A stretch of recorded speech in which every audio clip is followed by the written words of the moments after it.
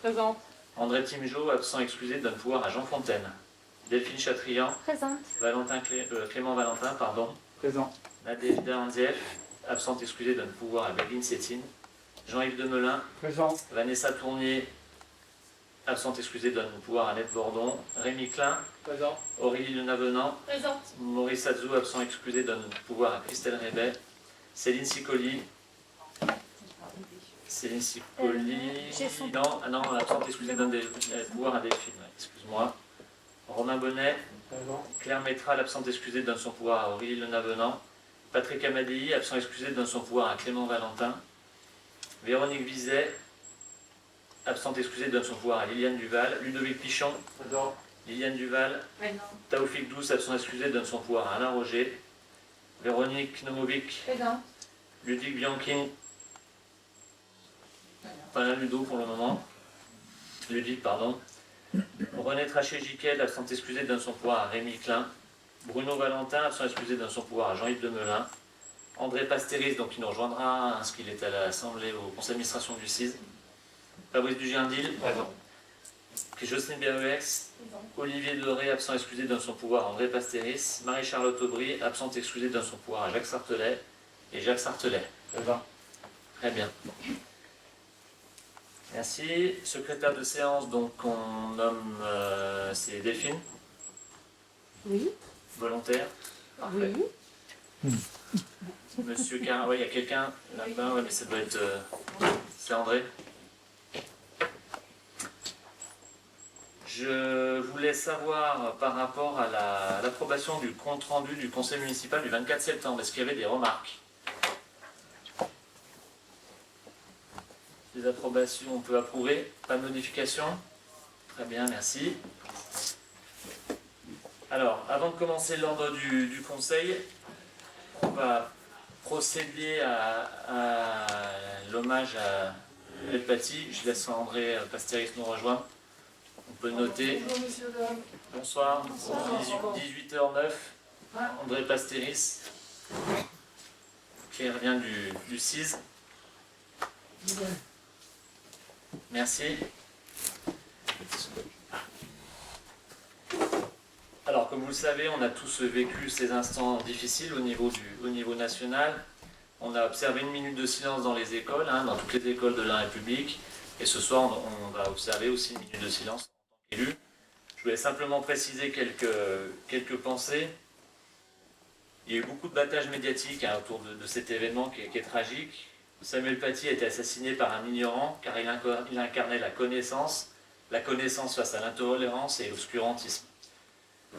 Contrairement à la dimension donnée par les médias à cet acte intolérable, la nation est plus forte car elle unit autour de ses fondements et de la République et autour de ses valeurs, la liberté, l'égalité et la fraternité. Chaque Français doit rester vigilant et ne pas se laisser tenter et de verser dans la haine ou le sentiment de revanche. C'est aussi ça, être citoyen, et nous, en tant qu'élus, on se doit donner l'exemple. L'école est un des piliers de la République, car ses instituteurs et ses professeurs nous enseignent non seulement les savoirs fondamentaux, il y en a pas mal autour de la table ce soir, mais ils nous enseignent aussi et surtout à devenir des citoyens, et c'est ce qu'on exerce ici aujourd'hui autour de cette table. Et je trouve qu'à ce titre, la devise que l'on trouve au fronton de l'école de Chède Centre est toujours d'actualité et prend encore plus de sens. L'avenir des nations est dans les écoles des peuples. C'est une citation de Johann Heinrich Pestalozzi, qui est un pédagogue suisse fortement inspiré par la pensée de Rousseau. Et c'était le XVIIIe siècle. 2 siècles plus tard, elle n'a pas perdu son actualité et sa pertinence. Voilà. Et à ce titre, je vous demande de vous lever et d'observer une minute de silence pour Samuel Paty.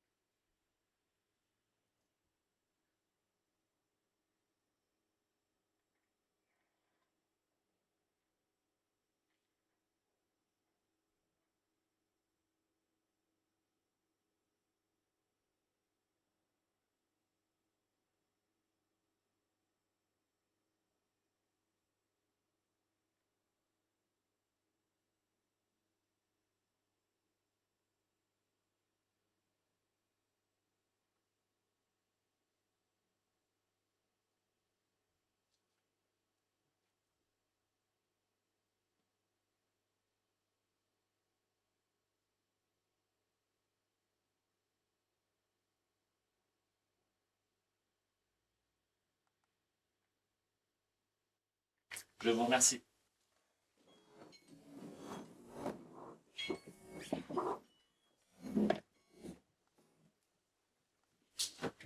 Alors,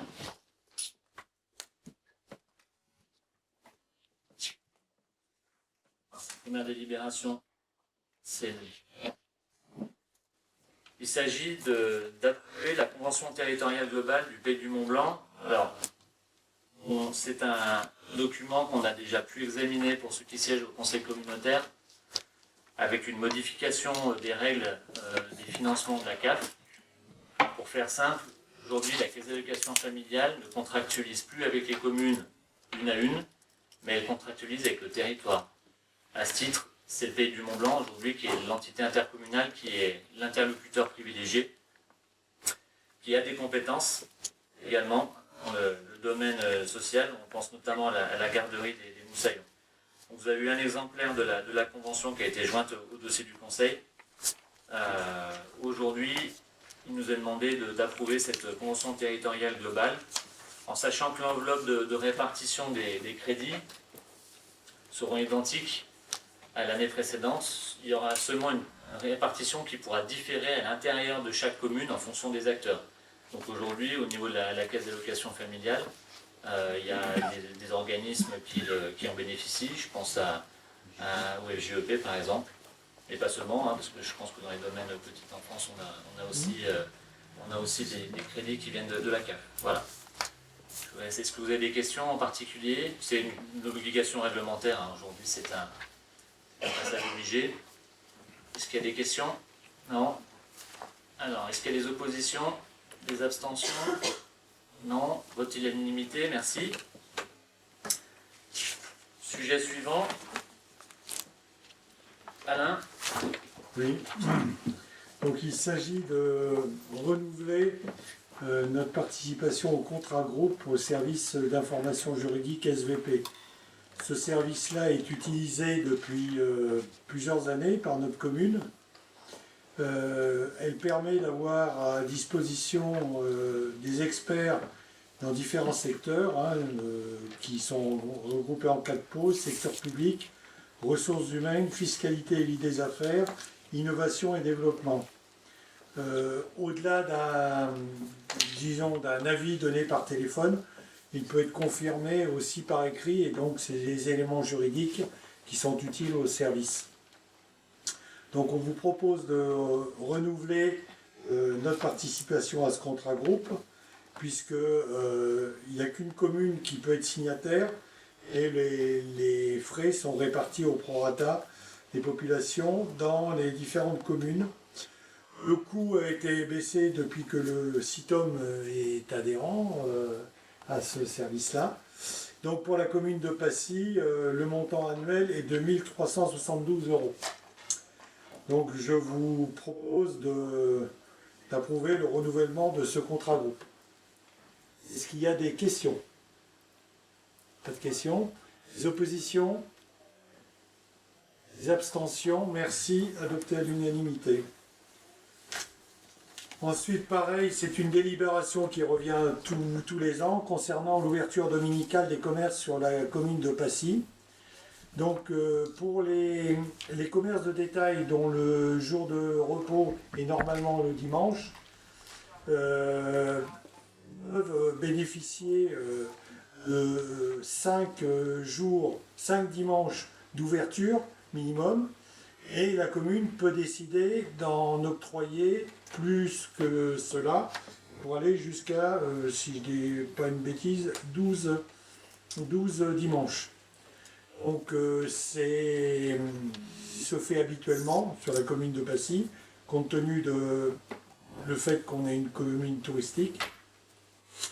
Donc on propose pour l'année 2021 d'autoriser les ouvertures dominicales les 14 février, 21 février, 25 juillet, 1er août, 8 août, 15 août, 19 décembre et 26 décembre, sachant que c'est un calendrier, je dirais, que l'on approuve maintenant, mais qui peut être modifié en cours d'année, au moins, si on prend une décision, 2 mois avant le dimanche concerné. Voilà. Donc il y a une certaine souplesse. Est-ce qu'il y a des questions? Oui, monsieur Dujardil.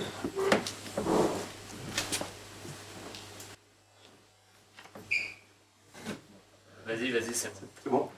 La conjoncture actuelle due à la Covid Garde le masque, s'il vous plaît. n'a pas arrangé les affaires de nos commerces de proximité. Ces dates d'ouverture n'ont rien d'obligatoire, il ne s'agit que d'une possibilité pour ces commerces d'ouvrir s'ils le désirent. C'est pour cela que Passipation propose que l'ouverture dominicale soit augmentée de 2 dimanches lors des vacances de février 2021, c'est-à-dire les 7 et les 28, en plus des 14 et 21 déjà inscrits, ainsi que des 2 dimanches précédant les vacances de Noël 2021, c'est-à-dire les 5 et 12 décembre, en plus des 19 et 26 déjà inscrits.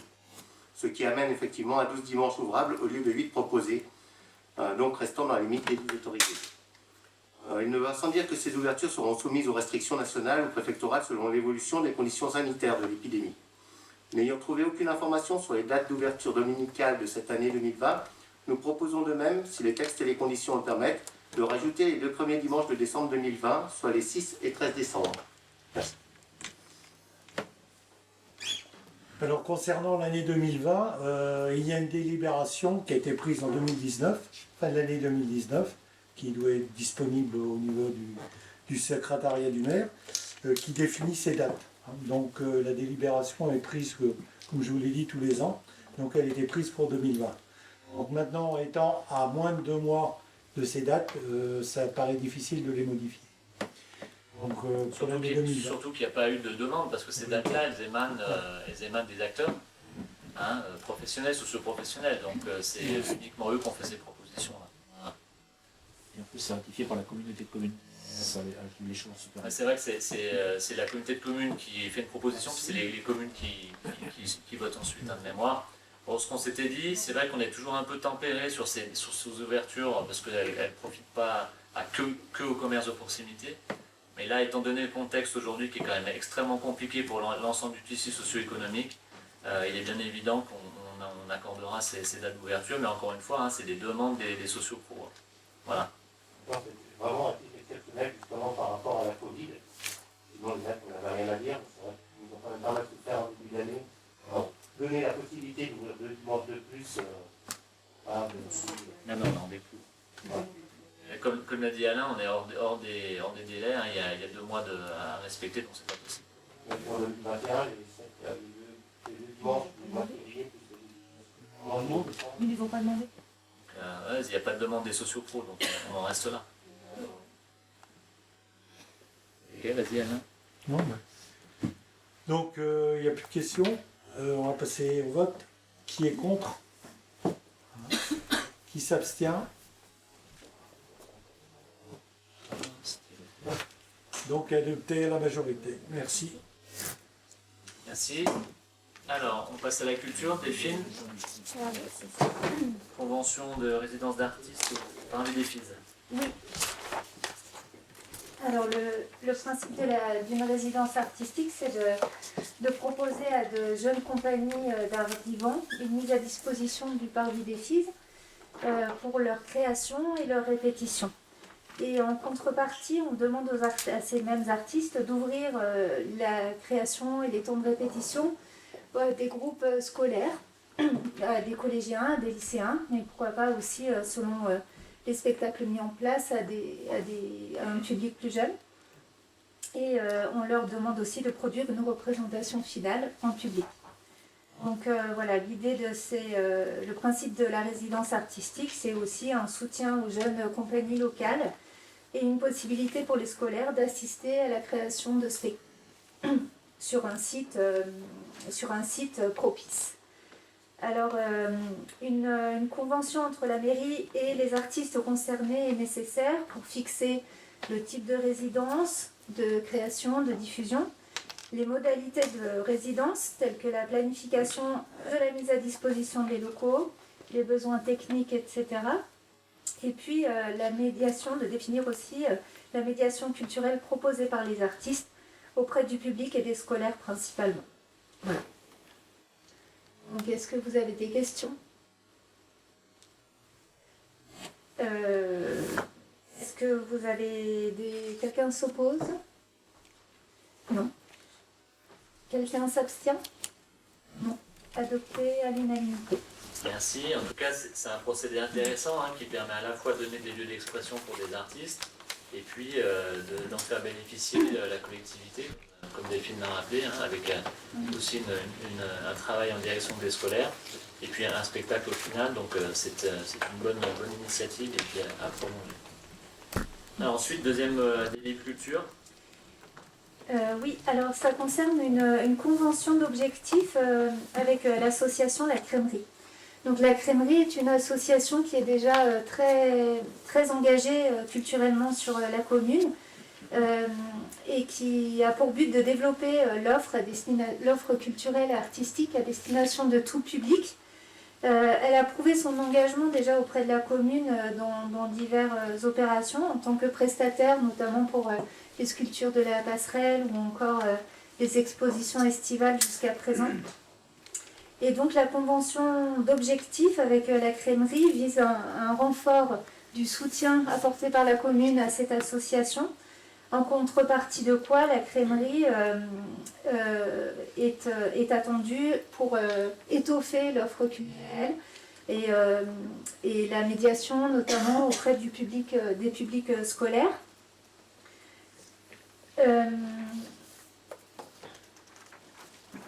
Voilà, donc la convention, elle est établie pour une durée de 3 ans. Elle fixe un montant de subvention, donc à 13 500 € pour l'année 2021.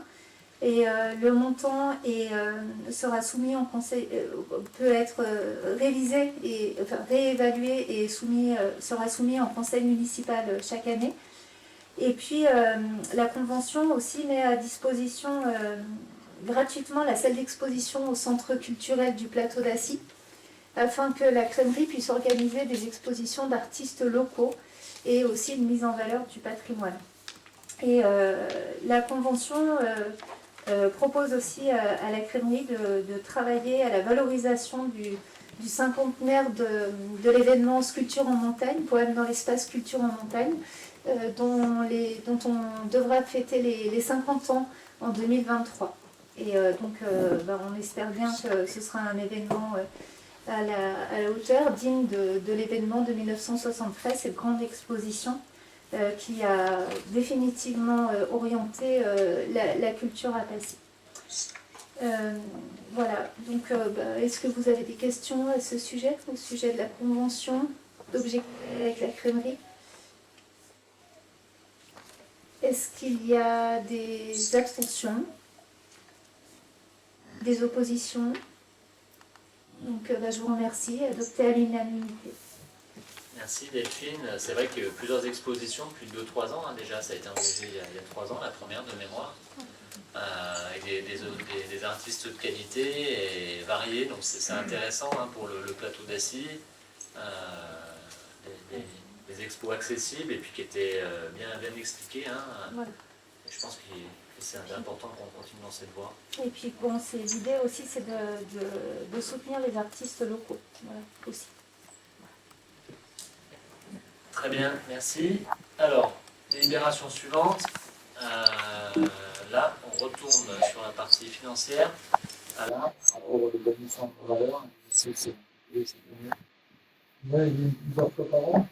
Donc, c'est le résultat du travail de madame la responsable de la trésorerie de Saint-Germain, par lequel on est lié par une convention qui va renouveler dans le qui l'autorise à engager le district auprès des éditeurs en vue des pièces de la commune. Donc, on trouve pour les créances en quinte, on a une durée de référence du de l'or, mais les OPD sont des exécutions à faire de la enquête, en ce cas, c'est conduit. Et puis, pour d'autres, on a une créature pour la partie, notamment entre les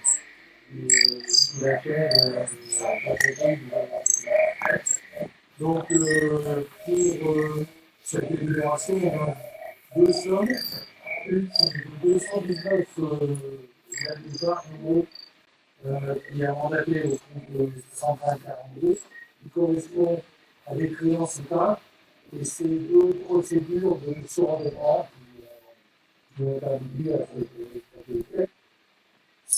Et puis, une somme en 1982 euros à mandater un compte 6541 pour 88 démarches qui n'ont pas pu aboutir, partant de l'année 2004, 2009, 2011, 2012, 2013, 2014, 2015, 2016, 2017, 2018 et là, 2019. Donc ça va des sommes de 10 centimes, des fois c'est du paiement, des fois on n'a pas des décimales, hein. Mais en fait, ça va mettre des décimales, donc on se retrouve avec cette procédure-là. Et puis sur des liquidations d'entreprises, on monte jusqu'à 526 euros. Donc le total pour toutes ces années, et on est à peut-être 1 000 euros. Donc, il faut remercier quand même madame la responsable de la trésorerie de faire une urgence pour retrouver ou liquider ces sommes. Parce que quand c'est inscrit au budget en recette, il ne reste pas à réaliser et ça pollue un petit peu le comptabilité. Donc, plus on est à jour, plus les budgets sont réglés rapidement, mieux c'est la tenue de tout ça. Voilà. Est-ce qu'il y a des questions? Non? Est-ce qu'il y a des points? Des approfonds? Merci de vous remercier. Voilà. On va essayer de lancer le problème pour porter du budget. On va profiter à cette occasion pour raconter des réseaux qui nous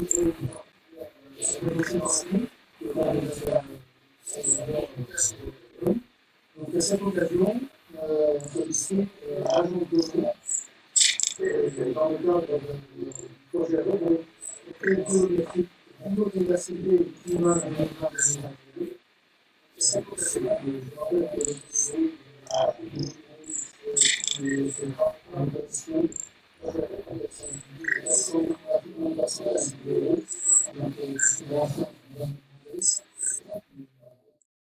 d'ailleurs, voilà. Donc c'est à l'agence de l'eau qu'on demande cette subvention. Avez-vous des questions? Oui?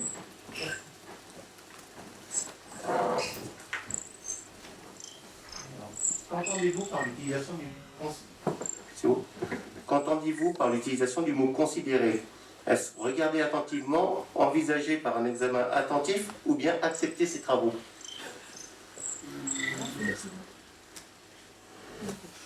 Je trouve. L'avant-dernière phrase de... On a été... Le conseil municipal est invité à voter pour considérer préalablement. Donc, est-ce qu'on va regarder attentivement, envisager par un examen attentif ou critique, ou bien accepter ces travaux? Là, c'est pas une acceptation des travaux, c'est une demande de subvention. Donc, considérer, c'est considérer. Ben, si, c'est une demande de subvention. C'est une demande de... On doit considérer le projet. De prendre en compte, considérer. Donc c'est accepter le projet. Considérer. Dans la présentation des demandes de subvention, on considère toujours le projet. Donc, comme ça. Sans revenir On présente le projet. D'accord. Donc sans revenir sur les points qui font que ce document ne peut être considéré comme un plan, mais simplement comme un schéma, vous nous parlez des réseaux d'eau pluviale et usée, alors que ceux existants ne sont même pas marqués sur votre dessin. Participation s'oppose donc à ce projet, car aucun particulier ne pourrait voir une déclaration préalable ou un permis de construire accepté sans avoir donné toutes les informations au préalable. La commune de Passy est-elle dispensée de l'affichage obligatoire avec les 2 mois de recours consentis pour chacun? Mais il s'agit de demandes de subvention. Non, mais nous vous demandons donc de bien vouloir nous fournir des plans en corrélation avec la délibération présentée. Je pense que c'est écrit en gros dans le titre, c'est demande de subvention. Donc là, on ne vote pas pour ou contre le projet, on ne vote pas les plans. Le projet, on n'a encore jamais proposé au conseil municipal. Le projet, vous l'avez diffusé sur vos réseaux sociaux, donc vous avez bien eu les plans. Non, mais il n'a jamais été accepté par le conseil municipal. Le projet a été accepté. Le projet, il a fait l'objet de 2 réunions publiques de concertation auxquelles vous avez participé. Et là, aujourd'hui, on parle d'une demande de subvention. Donc après, c'est à vous de vous prononcer. Est-ce que vous êtes pour, la question est simple, est-ce que vous êtes pour le vote de cette demande de subvention. Si vous êtes contre, ben, vous avez le droit de vous exprimer. La collectivité fait le maximum pour récupérer les financements, comme Jean l'a dit, mais aujourd'hui, c'est la question qui est posée. Donc, si vous, sur le projet, on a suffisamment débattu en réunion publique, En commission vous étiez présent, en commission de travaux en plus, donc aujourd'hui, là, c'est la demande de subvention qui importe. Donc vous avez attaqué les travaux alors que la déclaration de travaux n'a pas encore été La affichée. déclaration de travaux, elle est peut-être à vérifier si elle est affichée ou pas, mais la déclaration de travaux a été faite par les services de l'urbanisme. Belguine, tu confirmes hein, le permis d'aménager a même été délivré. Maintenant, À quelle date? Belguine, tu peux m'aider?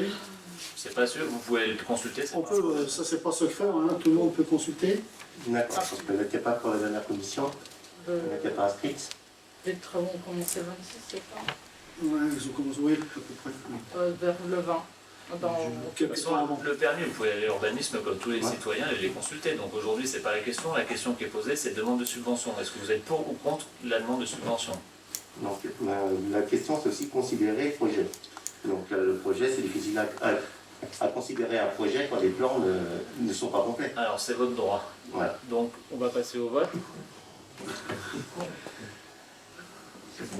Alors, qui est pour? Enfin, qui est contre, par exemple? 1, 2. Voilà. Je vais résumer l'opposition. Qui s'abstient? Qui est pour? Donc, adopté à la majorité.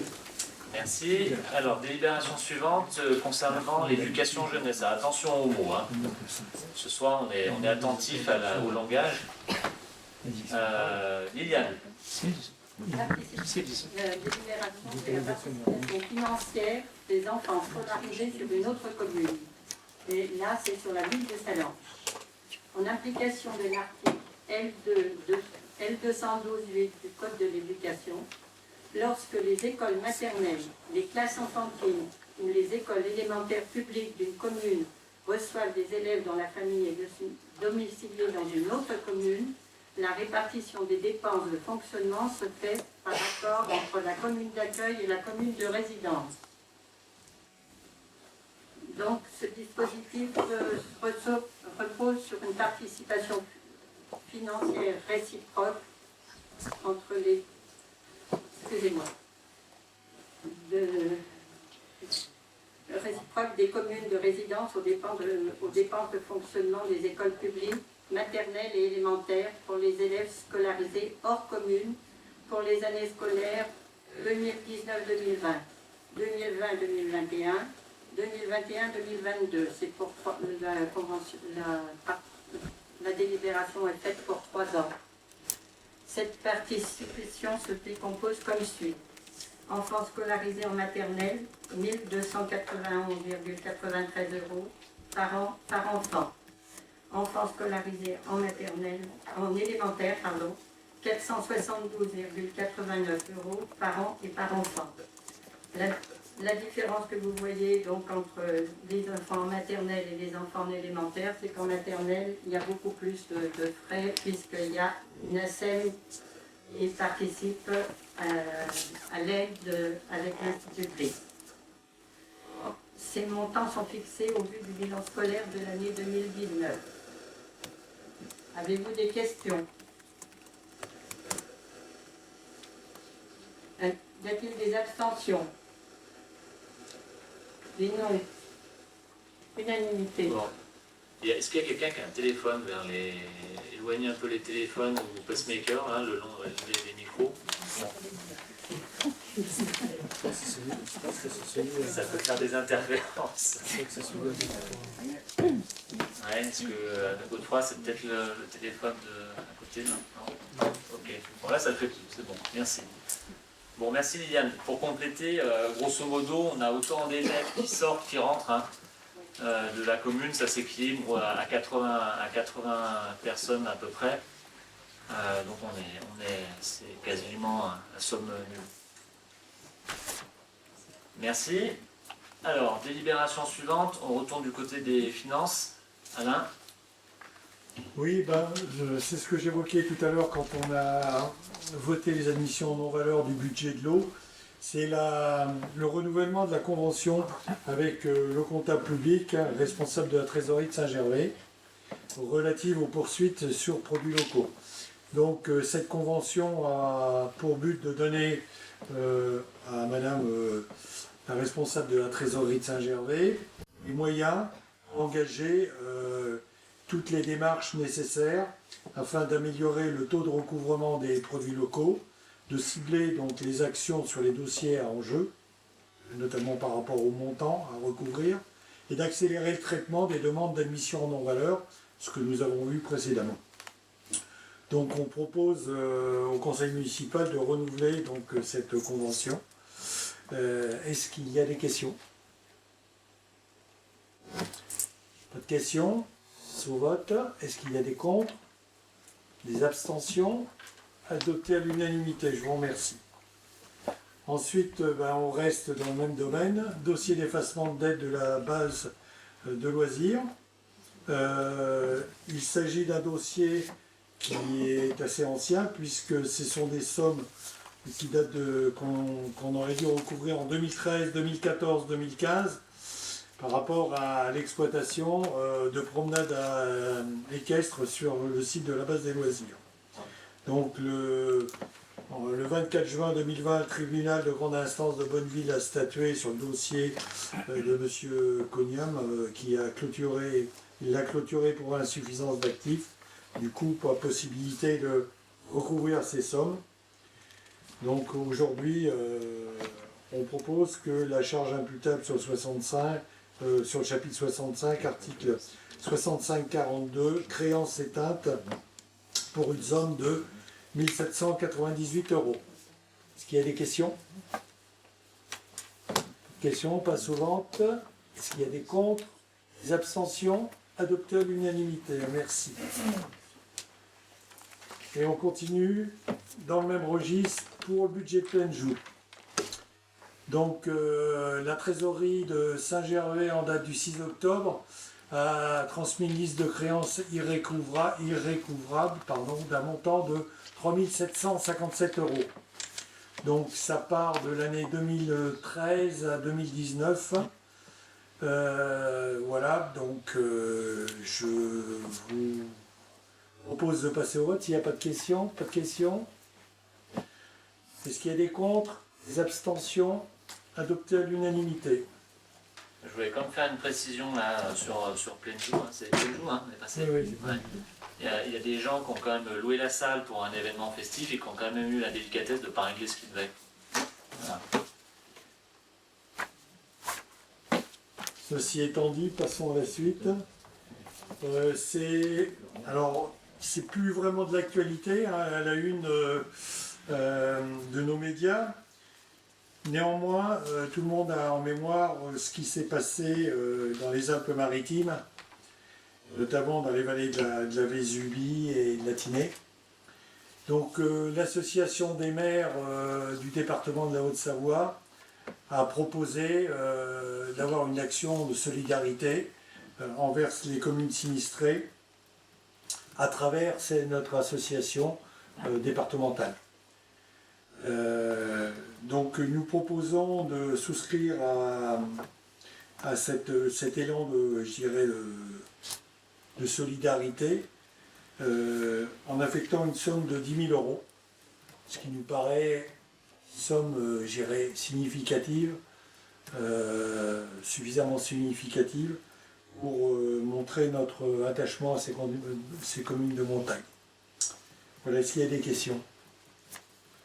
Pas de questions? On passe au vote. Est-ce qu'il y a des contre? Des abstentions? Adopté à l'unanimité. Merci. Merci Alain. On va passer au foncier avec le BIM. Donc la prochaine délibération porte sur le bilan des cessions-acquisitions de l'année 2019 de la commune de Passy. En fait, il est nécessaire de prendre acte des cessions et des acquisitions qui ont lieu donc en 2019. Le bilan des acquisitions. Vous avez un tableau annexe, j'espère que vous l'avez vu.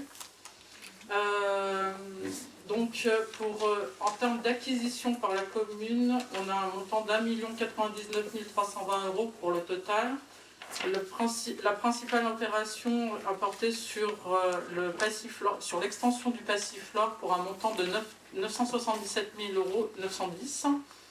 Il y a eu aussi l'acquisition cette année-là d'un plateau brut à aménager à l'ancienne fruitière, donc avenue Raffort des Rutais. Et d'autres petites acquisitions, il y a un échange de terrain avec SGL Carbone d'une valeur de 34 000 €. En termes de cession, il y a eu une petite régularisation d'emprise d'un chalet platé à l'indivision Fréclin pour une surface de 29 m² pour un montant de 7 000 €. Donc il est proposé au conseil municipal de prendre acte. Est-ce que quelqu'un s'oppose? Abstention? Voté à l'unanimité. Merci.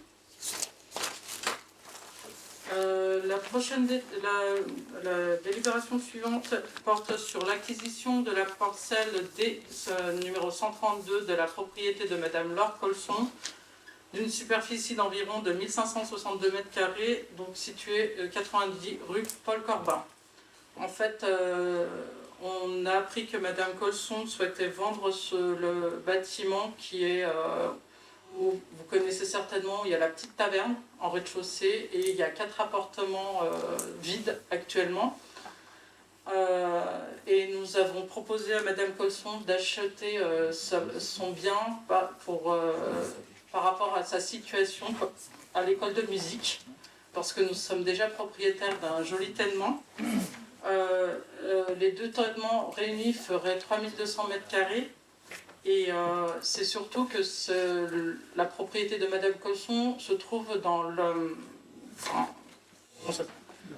périmètre de l'orientation d'aménagement et de programmation qui a été défini dans le PLU par rapport à un nouvel écoquartier ou à la réalisation d'une grosse opération, en tout cas au niveau de ce secteur, puisque ça concerne la maison Violet et tout le secteur de Chelles. Alors il y a une petite rectification à apporter, Oui. je vois dans la délib, là, c'est pas 378 000, mais c'est 380 000. Oui, alors le montant, le 378 000, c'était l'estimation des domaines.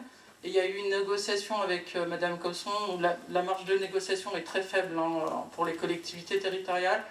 Et on s'est mis d'accord sur un montant de 380 000 € d'acquisition pour le bâtiment et la parcelle qui est derrière. Ce qui représente quand même un tènement de 1500 m².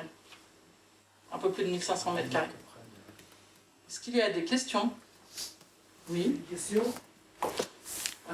C'est bon, hein? Oui. Ça va être pas un petit peu long, mais ça va être précis. On va pas être tatillon sur les mots, là, on va être tatillon sur les chiffres, monsieur le maire. Allez-y. Donc, on va faire un petit résumé. Cette acquisition fait suite à l'orientation d'aménagement et de programmation commencée sous la précédente municipalité, et c'est tout à fait à votre honneur de la continuer. Cependant, le prix de l'acquisition proposée semble énorme. Ce croirait revenu au moment du terrain de la Ravoire. Avec un prix d'achat de 380 000 € pour 1562 m², cela représente un coût m² de 240 €. Rien que pour le terrain, la finalité de ce bâtiment étant sa déconstruction, en rapport à ce que vous venez d'expliquer. Il faudra donc rajouter, à notre avis, à cet achat sa démolition, le coût du désamiantage éventuel, le traitement des peintures au plomb, au bas mot, à mon avis, à notre avis, 80 000 € de plus. Donc, le coût global pour la commune, à terme, lors de sa déconstruction, sera de 460 000 €, rendant le prix du m² à 294 €, précisément à peu près 300 € le m². Avec des terrains qui se vendent actuellement sur la commune de Passy, constructibles, au coteau en plein soleil, à 180, des fois 200. On arrive à le vendre 200, je pense que les propriétaires sont contents. Comment la commune compte-t-elle rentrer dans ses frais une fois tous les travaux effectués? Notez bien que ce bâtiment représente, à notre avis, plus une moins-value qu'une plus-value.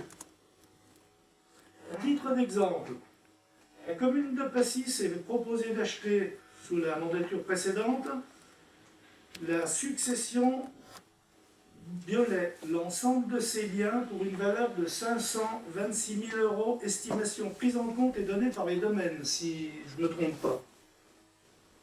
Pour cela, sur ces 526 000 €, nous allons acheter, le moment venu, 5 hectares de terrain sur toute la commune de Passy en divers endroits. Le rez-de-chaussée d'un bâtiment pour une surface de 110 m² avec une cave. Un terrain de 2800 m² constructible. Une ferme attenant à celle-ci. Le temps que cette ferme, c'est quand même la mémoire de Chède avec le fait que ce soit un ancien relais, bon, je ne vais pas vous expliquer. Cet ensemble doit être acquéri à 200 € le mètre carré, ceci sans compter les valeurs, avec ça, sans compter le rez-de-chaussée et tout le terrain, la ferme, qui en font partie. Donc, pour nous, Passy s'oppose à cette acquisition à ce prix. Au moins, à notre avis, 180 000 €, trop élevé. Non seulement il sera impossible de revendre le terrain vierge à un prix de 300 € le mètre carré. Je vous ai fait la démonstration tout de suite, actuellement sur Ecoto, c'est à 200, 180 et 200. Nous, avec ce que je vous propose, ce qu'on vous explique, c'est qu'on va arriver à 300. Il faudra m'expliquer comment on va faire pour le vendre 300 et sans gagner un rond. Pour rentrer dans nos frais, donc, nous essayons bien de nous retrouver avec un bâtiment communal de plus à entretenir, parce que les travaux vont pas être faits tout de suite maintenant. Donc nous allons être propriétaires d'un bien vétuste qui vaut rien, qui va devoir être démoli rapidement, les 80 000, on va y avoir le droit. C'est sûr et certain. Donc, suite à cet exposé, nous souhaiterions un report de cette délibération afin de permettre la réalisation d'une nouvelle évaluation beaucoup plus réaliste. Ceci permettant le temps de la réflexion avant de voter un montant pour l'achat de ce bien. Voilà, monsieur le maire, la proposition du groupe Passy-Passion. Alors, merci pour ce long exposé. Il est précis. Il est précis. Est-ce que vous savez comment se passe une estimation par les domaines? Je ne sais pas spécialement comment ça se passe, mais à mon avis, faut qu'on explique pour comment les domaines ont pu valoriser la propriété Violet à 526 000 €, l'ensemble de la propriété Violet, et là, ce bout de tenant qui fait 1500 m² à 380 000, même le chiffre, ça me perturbe. Moi, je vous demande, monsieur le maire, si vous deviez l'acheter, est-ce que vous l'achèteriez 380 000? Une question. C'est la question subsidiaire. Donc déjà, je vous ai posé une question, vous ne m'avez pas répondu. Si, donc, tu peux l'expliquer? Attends, on va vous expliquer. L'estimation des domaines se base sur les ventes qui sont en cours actuellement dans le même secteur avec au niveau des prix au mètre carré. Et ils ont pris en compte la vétusté du bâtiment puisque ça rentre en ligne de compte dans l'estimation. Et je vous garantis au départ, ils estimaient le bien beaucoup plus élevé. Donc la vendeuse voulait un prix beaucoup plus élevé. Les domaines, donc c'est les services fiscaux, hein. Donc eux, ils font des moyennes par rapport aux ventes de terrain dans le même secteur. Et c'est pas des prix faciaux commerciaux, c'est des prix notariés. Donc c'est pas des prix qui se discutent sur le comptoir, c'est les prix finaux validés par les acheteurs. Donc eux, ils ont les prix exacts et surtout qu'ils font un ajustement en fonction du bien et de sa destination. Donc aujourd'hui, la commune de Passy, elle se crée une réserve foncière supplémentaire. Donc comme vous l'avez justement rappelé, l'orientation aménagement programmée, elle a été faite dans le précédent PLU, on sait bien, parce qu'avec Annette, on faisait partie de la commission PLU, et c'est moi, en tant qu'élu d'opposition, qui ai demandé à étendre son périmètre. Et aujourd'hui, si l'OAP sur le centre de Chède a cette dimension-là, c'est notamment grâce au travail qu'on a mené avec Annette, en parfaite concertation avec l'ancienne équipe. Donc là-dessus, on avait au moins une visée commune, et c'était important, de même par rapport à l'acquisition du biens, des biens, parce qu'il y a la propriété violet, il y a d'autres terrains qui sont attachés. Donc c'est pas la commune qui fait une estimation au doigt mouillé, c'est les services fiscaux. Donc les services fiscaux nous laissent une marge de manœuvre au niveau de la négociation. Moi, je n'ai pas souhaité qu'on lèse cette personne-là. Je pense, et je ne suis pas le seul, qu'autour de cette table, c'est un lieu stratégique pour l'avenir de Chelles. Et nous, on est élus pour préparer l'avenir et porter notre vision sur ce territoire. Donc c'est pour cette raison qu'on a été élus. Et quand on a engagé le premier travail de réflexion avec le CEE, notamment pour l'aménagement du bourg de Chelles, je peux vous garantir qu'ils étaient extrêmement satisfaits de voir le périmètre, la richesse du périmètre, le défi architectural et urbanistique que ça représente, et surtout la réserve foncière que la commune détient déjà, ce qui nous permettra d'agir très rapidement, même par phase, donc on ne fera pas tout en un mandat, c'est clair. Donc aujourd'hui, oui, ce prix-là, c'est le prix juste pour Chelles, le prix des services fiscaux. Moi je comprends que vous n'ayez pas fait les mêmes calculs, hein, c'est normal. En tout cas, nous, notre base de référence, ce sont les services fiscaux et pas les agences immobilières. Pas spécialement les agences immobilières. Je vous signale que je suis allé aussi regarder, parce qu'on a aussi des accès pour aller voir les ventes qui ont été faites dans les alentours. Effectivement, il y a certains prix qui sont supérieurs à ça, mais ce n'est pas du tout la même destination. Il y a eu quelques ventes qui ont été réalisées depuis quelques temps, et c'est là-dessus que s'il vous plaît, laissez-moi finir, c'est là-dessus que se basent les domaines. Et les 2-3 ventes qu'il y a eu dans Chelles, c'est des bâtiments complets qui sont habitables et tout de suite habitables.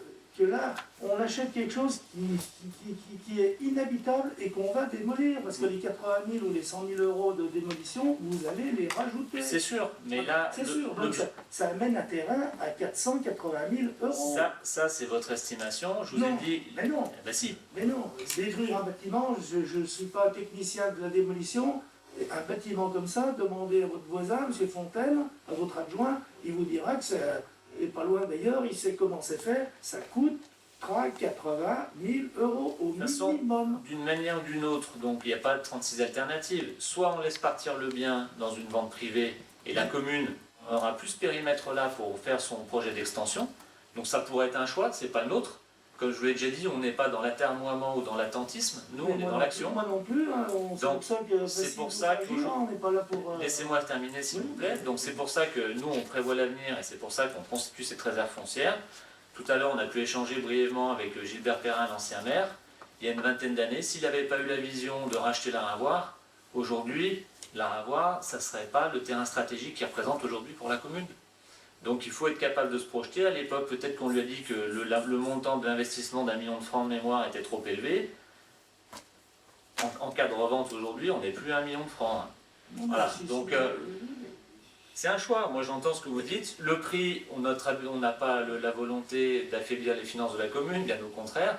C'est un prix juste et encore une fois, on ne veut pas que ce terrain parte dans une destination différente de ce que l'on veut faire pour l'aménagement du centre de Chelles. Parce que s'il part à la promotion immobilière pour se retrouver avec un immeuble, on en a beaucoup à passer, sans caractère, sans on en a moins que ça, là. oui, c'est sûr. Mais c'est pas forcément ce qu'on cherche à faire. Mais en termes d'implantation et de service, on sera passé à côté d'une belle opportunité. Donc aujourd'hui, c'est ce que l'on veut apporter à la commune. Et c'est pour ça qu'on a proposé d'acquérir ce bien assez rapidement. Oui, mais notez bien que je ne dis pas, et le groupe Participation ne dit pas que le projet en soi est pas bien. On est tout à fait d'accord avec vous. Je vous signale la seule chose qu'on vous dit, c'est qu'on trouve que c'est trop cher. Et le problème, c'est que ça va revaloriser aussi tous les terrains qui sont à côté. Parce que c'est déjà les futures seront également plus élevés. Je vais intervenir quand même, bon, à savoir quand même que j'ai pas le chiffre ici, mais quand on a appris que Mme Colson vendait, il s'est trouvé que, elle a posé la question, elle avait déjà mandaté un géomètre pour estimer son bien pour pouvoir le vendre. Le chiffre, je ne l'ai pas là, mais il était largement supérieur. 450, hein, l'estimation géomètre. On peut mettre 1 million de francs aussi. Hein. Non, mais alors je te donne un autre exemple. Dans le même quartier, lors d'une succession, a été évaluée la moitié d'une propriété de surface identique, Et les prix d'évaluation, si on multipliait par 2, puisque je te parle de moitié, on était plus près des 450, voilà. D'accord, c'est pas tout à fait le même bien, d'accord, c'est dans le quartier quand même, c'est le quartier. Et le patrimoine dessus n'était pas le même, on est bien d'accord. Et autre précision, André, la commune, on a précisé en préalable qu'on était obligé de passer par les domaines et qu'on ne pouvait pas déroger à la règle des domaines et que la marge de manœuvre était extrêmement faible. Donc après, si on voulait avoir le bien, on laissait faire la vente qui était proposée. Hein. Vous pouvez préempter. Voilà, mais par contre préempter... Ça revient au même, puisque la préemption, il y a une estimation des domaines qui doit être faite derrière voilà. pour pouvoir... du moins, nous, aujourd'hui, on se fie, et j'ose espérer que les domaines, n'est-ce pas, c'est quand même les services fiscaux, ont les vrais chiffres. Donc je ne présuppose pas qu'ils sont en train de léser ni l'acquéreur ni le vendeur. Donc on part, du moins, les chiffres, on est à Chède, c'est des terrains plats, on est au pays du Mont Blanc. Le foncier, je l'entends, hein, vous pensez que ça va réévaluer à la hausse les terrains à côté, mais c'est déjà le cas. Je veux dire, l'estimation est bien faite sur des chiffres réels, notariés. Je sais pas. Le terrain, là, ils sont en train de faire un lotissement tout neuf rue des Prémoulins. Le prix du mètre carré loti viabilisé, c'est 160 € le mètre carré. Et là, on est on parle d'un terrain. On parle de terrains constructibles qui sont quand même avec terrain plat, rue des Prémoulins, 160 € le mètre carré. Ça, du moins, c'est minimum 250 € le mètre carré sur Chède. Et je vous garantis que si. Bon, de toute façon, là, c'est clair, c'est pas un terrain nu qu'on achète. Donc, comme dans l'estimation des domaines, il y a une estimation pour le terrain nu et puis il y a une estimation pour le terrain avec le bâtiment. Donc, c'est sûr que là, le bâtiment, même si aujourd'hui il est obsolète, il n'y a plus grand chose à en faire, il monte un petit peu, mais comme ça a été fait pour l'Aravoir. Comme il a été fait pour l'Aravoir. Après, c'est une question de gestion du patrimoine et de vision de la stratégie qu'on veut pour le centre de Chède. Mais on n'est pas obligé de partager la même, hein. Moi je l'entends tout à fait. Non, monsieur le maire, la gestion du centre de Chède, je ne dis pas du tout que votre vision est mauvaise. Je ne suis pas, justement, c'est l'achat qui est mauvais. C'est le prix de l'achat qui est mauvais. C'est pas la vision. La vision, je suis d'accord avec vous. On est d'accord avec vous. C'est le prix d'achat qui, moi, ça me... De mémoire, le bâti a été chiffré avec 60% de vétusté, de mémoire. Ouais, c'est 100% de vétusté. On peut passer au vote? Je ne sais pas si c'était toi qui vendrais, tu mettrais 100%. Non, je ne mettrais pas 100%, c'est une... Qui vote contre? Qui s'abstient? Votez à la majorité. Merci. Donc pour un montant de 380 000 €. Merci Béline. On passe à la délibération suivante, toujours urbanisme, foncier. Ah oui, c'est pas comment. On était... Ah oui, transfert de la compétence PLU à l'échelle intercommunale. Donc en fait, depuis le 1er mars 2017, le transfert de compétences peut avoir lieu automatiquement à l'Interco, donc à la communauté de communes du Pays du Mont Blanc, sauf s'il y a une minorité de blocage au niveau des communes. Donc, pour qu'il y ait une minorité de blocage, il faut, pour s'opposer au transfert, il faut qu'au moins 25% des communes membres de l'Interco, représentant au moins 20% de sa population, aient délibéré dans les 3 mois précédents, donc la date du 26 mars, mais aussi à chaque renouvellement des élus de la communauté de communes du Pays du Mont Blanc. Donc c'est pour ça qu'on doit voter si on s'oppose ou pas au transfert automatique de la compétence PLU à l'Interco. Donc est-ce qu'il y a des questions? On passe au vote. Je vais juste apporter une précision. C'est vrai que c'est un dossier qu'on a vu aux 2 conseils communautaires précédents.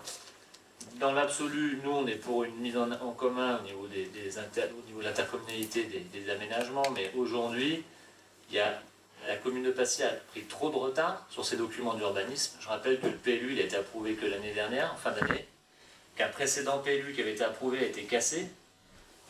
Et jusque-là, on travaillait avec un plan d'occupation des sols de 1980. Donc, il y a eu beaucoup de retard de prix. C'est des documents qui mettent beaucoup de temps à être élaborés. Il y a une procédure qui est assez lourde, il y a des recours, et il y a encore des recours contre le PLU de Passy, bien entendu, comme il se doit. Donc, une fois qu'on sera mature et qu'on aura bien vécu avec notre PLU qui est valable à peu près pour 15 ans, et puis que la vision et la coopération intercommunale aura beaucoup évolué au Pays du Mont-Blanc, et il y a beaucoup de travail, on pourra peut-être passer sur un PLU beaucoup plus ambitieux au niveau intercommunal, et parallèlement, j'espère qu'on aura avancé avec le schéma de cohérence territoriale sur les 4 communautés de communes, je rappelle, Vallée de Chamonix, Pays du Mont-Blanc, la Vallée de Cluse et puis le Gifre. Là, on aura mis sur la carte les grandes orientations en termes d'aménagement et de transport notamment, parce que c'est des enjeux importants pour nous. On a soutenu la candidature de Nicolas Évrard, qui est aujourd'hui président du syndicat qui va s'occuper du SCOT. C'est un gros chantier, mais ça sera l'armature globale dans laquelle il faudra que nos PLU et nos PLU intercommunaux s'inscrivent et répondent aux besoins d'aménagement. Pour donner un exemple simple, éviter que chacun ait sa zone commerciale, par exemple, dans son coin, en consommant de l'espace, en ne prévoyant pas les transports, comme c'est le cas actuellement, de travailler sur le schéma sanitaire au niveau des hôpitaux, améliorer la desserte. Voilà, donc c'est quand même des enjeux énormes. Je ne parle même pas des remontées mécaniques et du tourisme, avec des procédures qui sont bien spécifiques. En tout cas, on est un peu jeune au niveau de nos documents d'urbanisme à Passy, mais pas seulement, parce qu'il y a d'autres communes qui ont eu les mêmes soucis que nous. Mais il y en a qui sont plus en avance que nous. Le PLU de Saint-Gervais, il est beaucoup plus ancien que celui de Passy, par exemple. Dans quelques années, on pourra en reparler. Voilà. Est-ce qu'il y a des questions? Ok, Babelville, tu peux passer. On peut passer au vote. Est-ce qu'il y a des oppositions? Abstention? Voté à l'unanimité. Merci. Alors, moi je crois qu'on passe aux ressources humaines. Jean-Yves? Oui, donc là c'est une délibération qui concerne l'augmentation de la valeur faciale des tickets restaurants. En fait, c'est une action sociale qui est menée en réponse aux agents. Ils ont eu un document de qualité et vie au travail sous forme de questions-réponses et ça faisait partie des demandes prioritaires. Donc c'est l'augmentation de ce ticket restaurant. Donc à compter du 1er janvier 2021, c'est d'augmenter la valeur faciale des tickets restaurants actuellement de 4 € et de les porter à 6 €. Donc ça fait une participation de la collectivité à la hauteur de 50%, soit 3 € par ticket. L'octroi de 5 tickets, de 5 chèques maximum par semaine, et que les tickets restaurants seront remis conformément aux dispositions prévues par règlement intérieur correspondant. Je rappelle que ça a été validé en comité technique. Donc je vous invite à voter. Qui est contre? Qui s'abstient? Merci. Votez à l'unanimité. Une délibération concernant donc la création d'un poste d'archiviste et d'assistant administratif au sein du service association fêtes et manifestations. Et également la suppression d'un poste d'assistant administratif. Alors là, c'est pour permettre le départ d'un agent à la retraite et en même temps, pour remettre un peu en état, réorganiser les services, on avait besoin d'un poste d'archiviste. Donc cette personne qui part à la retraite, on va lui donner la création de mettre en place ce poste-là d'archiviste et son poste qu'elle a à ce jour est conservé et sera bien sûr attribué. Donc, c'est d'une part de supprimer le poste permanent d'assistant administratif ouvert par délibération et d'une autre part de créer l'emploi suivant d'un poste d'assistant administratif au sein d'un service association fête à manifestation, donc c'est le poste dont je vous parlais qu'on conserve mais qui va être attribué, et d'un poste d'assistant administratif chargé des archives à temps complet. Donc ça c'est le poste pour un nouveau poste de gestion. Donc le conseil municipal vous invite à voter. Qui est contre? Qui s'abstient? Adopté à l'unanimité. Merci. Délibération autorisant la collectivité à faire appel à des bénévoles de manière non lucrative pour servir l'intérêt général. Alors, il faut savoir que la commune fait déjà appel à des bénévoles, hein, que ce soit dans le cadre scolaire pour accompagner les enfants ou autre, dans la fête à manifestation, comme dernièrement au Parvis des Fises, ou voire même dans l'entretien des sentiers, parce qu'il y a des demandes, et donc on autorise cela. Et ça a toujours existé, mais bon, voilà, il faut formaliser cela par une délibération. Donc, si vous êtes d'accord, si vous n'avez pas de questions, et concernant le recours aux bénévoles, les tâches citées, comme l'entretien des locaux, l'aide au périscolaire, nous sommes contre. En effet, ces heures pourraient être occupées par des salariés. Le plus fort de la crise est attendu en 2021. Avec un chômage de masse, ce genre de poste pourrait faire survivre certaines familles. Dans ce cas, le plus, si nous avons recours à des bénévoles pour ces tâches, c'est qu'un besoin réel est connu. Une restructuration des services par tâches bien définies ne serait-elle pas à envisager? alors les bénévoles, bien souvent, ce sont les associations qui font appel à nous. C'est eux qui se proposent. Hein. En fait, on ne fait pas forcément un appel. Et jusqu'à maintenant, c'est les bénévoles qui sont employés. Et je rappelle notamment, comme c'est passé dernièrement au Parvis des Fises, hein, où l'encadrement d'enfants, lorsque les parents veulent accompagner leurs enfants, donc dans le cadre périscolaire ou autre. Donc ça, cette délibération permet justement de formaliser cela. Il n'y a pas de protection, si vous voulez, juridique. Ça sert à cela, mais de toute façon, ça s'est toujours fait. Et ça n'est pas fait pour remplacer des postes existants. C'est toujours sur des cas ponctuels auxquels il y a des besoins pour rendre un service public, bien souvent. Mais c'est vraiment que du ponctuel. Mais il faut que ça soit formalisé pour protéger, dans le cadre des assurances, ces bénévoles. C'est une formalité. L'exemple qui est donné peut prêter à confusion par rapport au ménage, mais je tiens à vous rassurer, les équipes au niveau de la mairie sont bien occupées. Là, Jean-Yves parlait du Parvis. On voulait le faire là au mois de novembre, on est un peu obligé de repousser par rapport au comité consultatif. On va lancer un comité consultatif montagne. On a déjà 5 ou 6 bénévoles qui sont prêts à prendre les tronçonneuses, il faut qu'on les freine un peu pour aller refaire les sentiers de montagne notamment. Donc voilà, c'est notamment pour formaliser ça, pour encadrer le travail et surtout les assurer en cas de problème, hein, en cas d'accident du travail par exemple. Donc on développera ça sur d'autres secteurs. Et en tout cas, soyez sans crainte, hein, les agents de la commune, au niveau notamment du ménage, on va peut-être même faire des évolutions en termes d'organisation parce qu'il y a des besoins. Et je pense qu'on va passer sur un type d'organisation toujours communal, un peu plus puissant et mieux doté en termes d'effectifs pour qu'on améliore un peu le service rendu au public. Encore une question. Exemple, si vous prenez des bénévoles pour les chemins de montagne, le matériel il est fourni par qui? Ouais, j'aurais peut-être du mal à vous répondre là maintenant. Voilà. C'est clair. Mais c'est dans le cadre du sentier montagne, c'est le matériel enfin les propositions qui sont faites par les bénévoles qui sont venus nous voir à ce sujet, ils n'ont pas besoin de fourniture. C'était notamment pour mettre les carnes en place, des entretiens simples, un coup de peinture, vous savez, les marquages, comme font certains CAF déjà à ce jour. Le CAF organise déjà des entretiens aussi des sentiers de grande randonnée. Donc normalement, ils n'auront pas l'utilité de machines-outils thermiques ou autres. Voilà.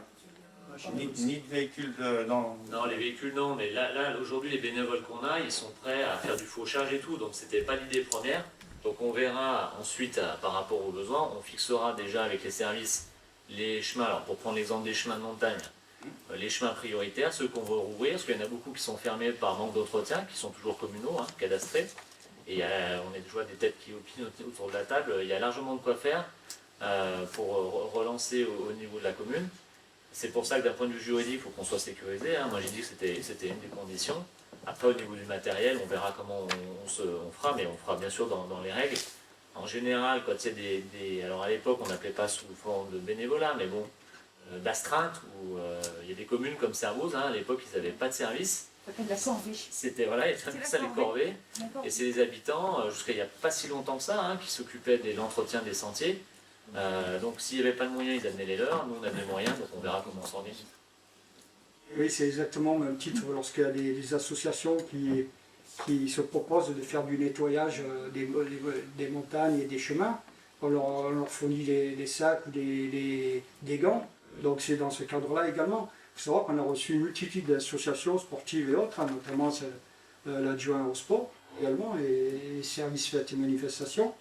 Et c'est une demande des associations. On répond vraiment à une demande en même temps.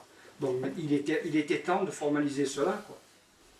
Quand une association propose quelque chose comme le voile du pick-up, quand on organise le salon des vins, on a notre personnel, on a notre assurance. Donc pourquoi avoir une deuxième assurance par rapport à la commune? Si on n'a pas assez de bénévoles pour organiser notre manifestation, on a mis de la manifestation. C'est pas à la mairie de suppléer en fournissant les gens gratuitement. Elle est là quand même pour aider les gens. Elle est là pour justement, à partir du moment où c'est quelque chose qui est communal, il faut que les gens soient payés pour faire le travail de la commune. L'entretien des chemins, il y a des gens qui sont payés pour. Non, aujourd'hui, l'entretien des chemins, il y a un chemin service, il y avait un service chemin de montagne qui a été démonté, il n'y a pas d'autre mot, il y a quelques années en arrière. Il y avait 2 personnes et demie plus les saisonniers à l'époque. Aujourd'hui, c'est 1 personne et demie. Vous connaissez bien le réseau de chemin et vous fréquentez, vous verrez qu'il est malheureusement moins bien entretenu qu'à l'époque. Le mandat précédent, il y avait un adjoint qui avait décrété que les gens n'utilisaient pas les chemins sur le coteau, donc malheureusement c'est quelqu'un qui ne devait manifestement pas beaucoup marcher. Il s'occupait que de ceux en altitude, mais c'est faux. Et on voit encore aujourd'hui, avec le confinement du printemps, il y a beaucoup de gens sur les chemins, il n'y a pas que des sportifs. Donc c'est le patrimoine aussi, et il y a un gros travail à faire. Donc nous on l'avait annoncé pendant la campagne. On va muscler le service espace vert qui gère aujourd'hui les chemins. On fera appel à des saisonniers comme c'était de coutume à l'époque pour renforcer l'été, et il y a largement de quoi faire. En tout cas, ça c'est une tâche qui est bien communale. Après, il y a des gens qui sont motivés, il y a des gens qui ont des initiatives importantes, qui connaissent extrêmement bien le secteur. Je pense à quelqu'un du côté de Baie, qui sont motivés, et je pense que c'est vraiment une force pour nous, et de profiter de leur intérêt, parce qu'ils sont attachés à la commune et puis à leur chemin. Et c'est pareil sur la culture, ça sera pareil sur l'environnement. On a des gens qui veulent nous donner un coup de main. Donc c'est ce qu'on avait prévu dans notre programme, c'est ce qu'on fera. En tout cas, ce n'est pas une manière de substituer aux services. Les services, le fonctionnement classique, il restera, il demeurera. Comme je vous l'ai dit, il y a des embauches qui sont prévues au service technique. On n'a pas toujours facile de trouver des personnes. Mais en tout cas, on ira dans ce sens-là. Mais c'est bien 2 choses différentes. Et puis on ne les fera pas forcément travailler sur les mêmes secteurs. Voilà. Il faudrait mieux qu'ils fassent une association pour la rénovation des chemins de montagne et que la commune leur délègue un certain pouvoir, donc que de prendre des gens bénévoles pour la commune. Par rapport aux employés communaux, ça passera mieux aussi. Il n'y a pas de... C'est pas incompatible déjà, et puis après c'est une autre manière de faire. Personnellement, par rapport aux employés communaux, à quel moment vous allez leur dire maintenant vous allez passer en bénévolat? On n'a pas Non, c'est pas ça. La première question, cette délibération a été mise en place parce qu'on avait besoin, au Parvis des Fises, de faire de l'accueil au moment du spectacle. D'accord ? Et notre idée était et on s'est rapproché d'ailleurs des associations, actuellement avec le Covid, effectivement, il n'y a plus de spectacle au Parvis des Fises. Notre idée était de demander à des jeunes du FJEP ou de l'EPDA de bien vouloir venir faire l'accueil du public et ensuite de participer, et ensuite d'être spectateur en fait des spectacles. Voilà. Simplement, pendant ce temps de bénévolat qui est d'1 heure, 1 heure et demie, ils avaient besoin d'être assurés. Donc c'est parti de là en fait cette idée de se dire quand on a des bénévoles, des gens qui effectivement ont derrière finalement une récompense, du moins le fait d'avoir effectué un petit travail, ils ont une entrée au spectacle, pourront rencontrer les artistes. N'empêche que pendant ce temps de bénévolat, on avait besoin d'avoir une assurance pour ces jeunes. Voilà. Donc effectivement, cette délibération permet d'englober tous les styles de bénévolat. Mais c'était parti de là en fait au départ. La manifestation est organisée par une association. Non, c'est les manifestations dans le cadre du spectacle, de la saison culturelle du Parvis des Fises en fait. Il y avait besoin de monde, les conditions sanitaires nous imposaient des accompagnements personnalisés dans les tribunes. Donc comme on n'avait pas assez d'effectifs au niveau des employés communaux et puis en plus c'est des heures tardives, il y a même des élus, et il y a eu un appel qui a été lancé, qui ont eu le plaisir de participer, mais c'était pas suffisant. Donc quand là on a eu, bon maintenant c'est fini les spectacles, hein, mais on a quand même eu sur les petits asticots, les gradins étaient pleins, voilà, donc il y avait des besoins avérés. C'est une manière de les couvrir. Bon, on va passer au vote si vous voulez, bien. Donc, qui est contre? Qui s'abstient? Merci, ce sera voté à la majorité. Adopté à la majorité.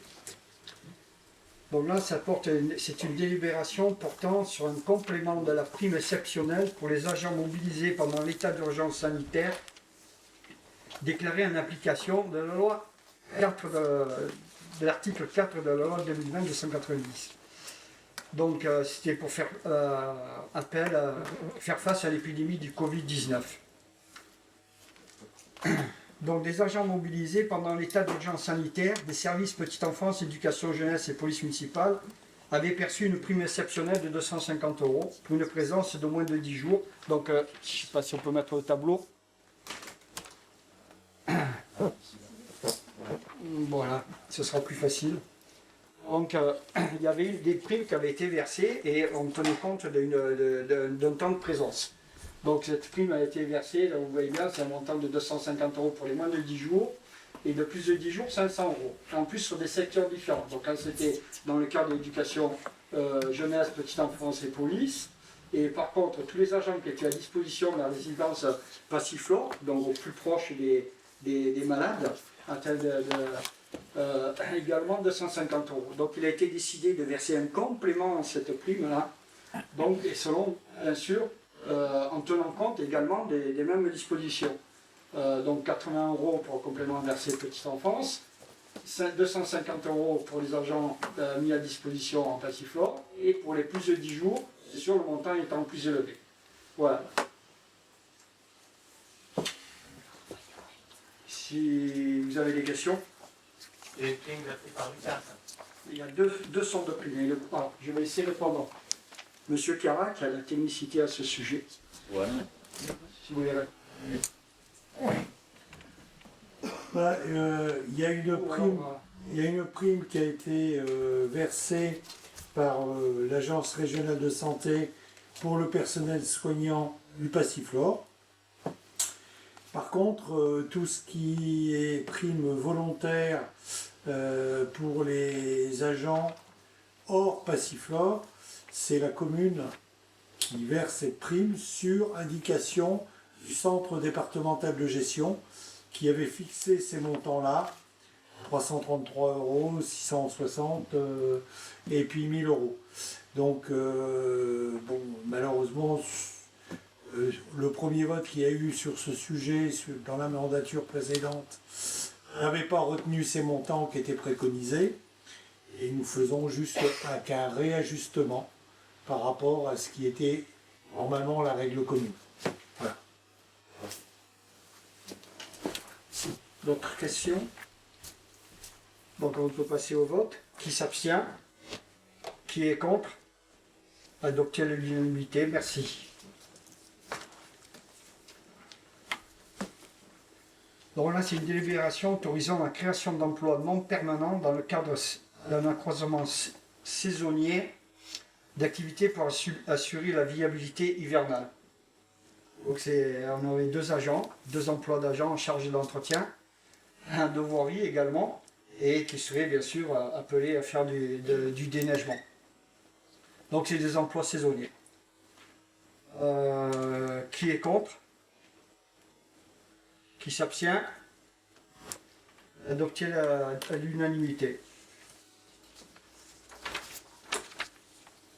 Donc une délibération sur la mise en œuvre du télétravail. Donc il y avait tout d'abord un télétravail qui était mis en place par le Covid, enfin à cause du Covid, et maintenant on est dans un cadre de télétravail hors Covid. Donc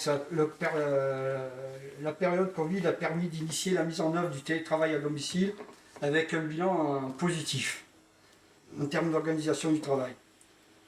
Sans que le télétravail devienne la norme, il convient à présent d'instituer cette forme d'activité de manière organisée et réglementée. Donc on a des modalités d'activité éligibles au télétravail. L'autorisation de télétravail est délivrée par recours régulier ou ponctuel au télétravail sur des jours fixes, donc c'est soit 2 jours par semaine.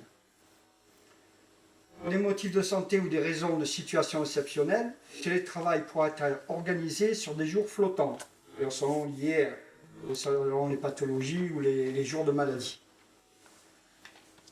Le travail a lieu exclusivement au domicile de l'agent. L'agent s'engage à respecter toutes les règles en matière de sécurité, système d'information et de protection des données. L'agent s'engage également à respecter toutes les règles en matière de temps de travail, de sécurité et de protection de la santé. L'agent est réputé respecter son organisation de temps de travail habituel, qui est horaire. Il est mis à disposition des agents autorisés à exercer leurs fonctions au télétravail des outils de télétravail suivants: ordinateur, portable, accès à la messagerie professionnelle et accès aux logiciels indispensables à leurs fonctions. Donc, toute demande de télétravail est soumise au suivi d'une formation minimale. Dans la procédure de demande, l'agent souhaitant exercer ses fonctions en télétravail adresse une demande écrite à l'autorité territoriale qui précise les modalités souhaitables de télétravail.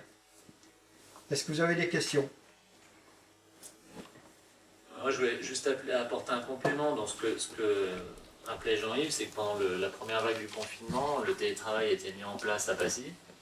Ça s'est relativement bien passé, et là, il y a une dizaine de jours, quand on a commencé à voir remonter les taux d'incidence de manière assez dramatique, on a anticipé le passage malheureusement du confinement, et avec la direction générale des services, M. Carin et les différents responsables, on a remis en route le processus de télétravail depuis déjà là, donc il y a plus d'une semaine, pour les agents qui le peuvent, bien entendu. Tout le monde ne peut pas passer en télétravail, il y a des agents techniques qui sont sur le terrain, et là on n'a pas le choix.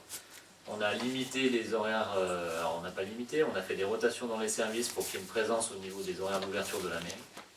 Et donc prochainement on communiquera on aura un tableau synthétique avec les horaires d'ouverture des différents services, en sachant quand même qu'il faut bien rappeler que même si les gens sont appelés à travailler et que les enfants vont à l'école, on est quand même en confinement.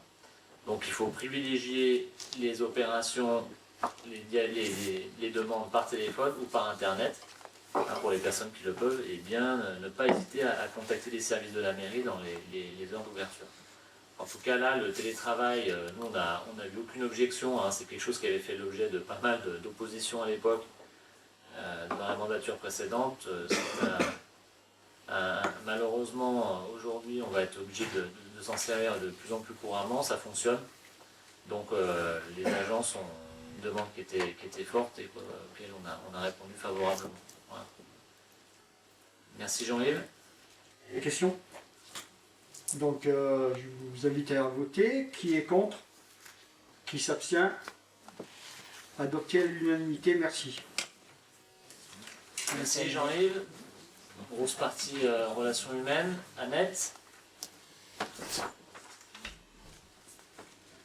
Bien, moi, je veux juste vous proposer un renouvellement à titre gratuit d'une concession funéraire. C'est une concession funéraire qui arrive à terme. Et la légataire universelle des gens qui sont dans cette concession demande qu'elle soit concédée à titre gratuit, puisque Madame Datoroli, qui est dans cette concession, a fait don de sa maison à la commune. Donc on vous demande simplement de renouveler la concession à titre gratuit pour une durée de 15 ans, la durée normale. La maison Bastaroli, c'est la maison, aujourd'hui elle est propriété de la commune, c'est là où logent les personnels une partie des personnels de la brigade de gendarmerie.